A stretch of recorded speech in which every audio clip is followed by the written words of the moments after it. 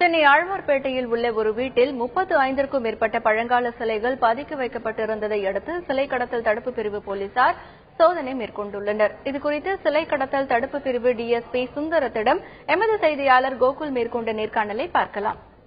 சென்னை ஆழ்வார்பேட்டையில சிலை கடத்தல் தடுப்பு பிரிவு போலீசாருக்கு வந்த ரகசிய தகவலை எடுத்து அதிரடியாக ஒரு வீட்டில் சோதனை நடத்தி கிட்டத்தட்ட 35க்கும் மேற்பட்ட கோடிக்கணக்கான மதிப்புள்ள சிலைகளை கைப்பற்றிருக்காங்க.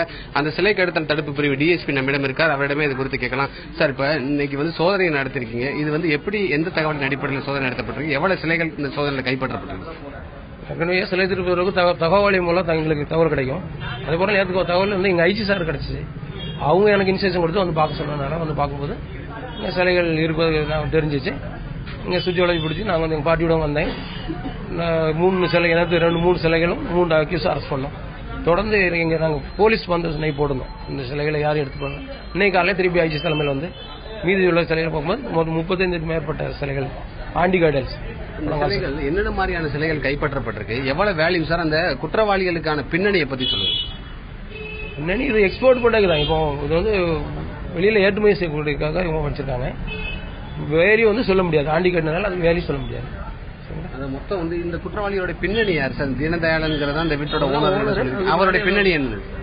அவரு பின்னாடி ஆரம்பம் முதலே அவங்க ஹேண்டிகிராஃப்ட் சொல்லி வச்சிருக்காங்க. அதுல இப்ப திருட்டு சில ஸ்டோலன் ப்ராப்பர்ட்டியும் மக்கள் மூலம் வாங்கி அதையும் வித்து நல்ல வெல் செட்டில் நல்லா இருக்கிறாங்க. இது வரைக்கும் எவ்வளவு பேர் கைது செய்யப்பட்டிருக்காங்க? மேலும் யாராருக்கு தொடர்பு இருக்கு? 3 பேர் கைது செய்யப்பட்டிருக்கும். இன்னொரு 4 பேரை தேடிக்கலாம். அதாவது சிலை கடத்தல் தடுப்பு பிரிவு போலீசாருடைய கைப்பற்றப்பட்ட சிலைகளை நீங்க நேரடியாக பார்க்கலாம். இந்த சிலைகள் பேக் செய்யப்பட்டு வெளிநாடுகளுக்கு, பாம்பே வழியாக வெளிநாடுகளுக்கு கடத்தல் செய்வதற்கு திட்டம் தீட்டிருப்பதும் போலீசாருடைய விசாரணையில் தெரிய வந்திருக்கு. கைது செய்யப்பட்ட 3 பேரையும் காவல் கஸ்டடியில் எடுத்து விசாரிக்கவும் முடிவு செஞ்சிருக்காங்க. மேலும் தொடர்பு இருக்கக்கூடிய 4 பேரையும் போலீசார் தீவிரமாக சோதனை நடத்திக்கிட்டு இருக்காங்க. கிட்டத்தட்ட கோடிக்கணக்கான மதிப்பிலான சிலைகள் கைப்பற்றப்பட்டிருப்பது இந்த பகுதியில் ஒரு பெரிய பரபரப்பையும், சிலை கடத்தல் தடுப்பு பிரிவு போலீசார் இந்த கும்பலை பற்றி மேலும் தகவலையும் திரட்டி வர்றாங்க. தந்தி செய்திகளுக்காக ஒளிப்பதிவாளர் தேவராஜுடன் செய்தியாளர் கோகுல்.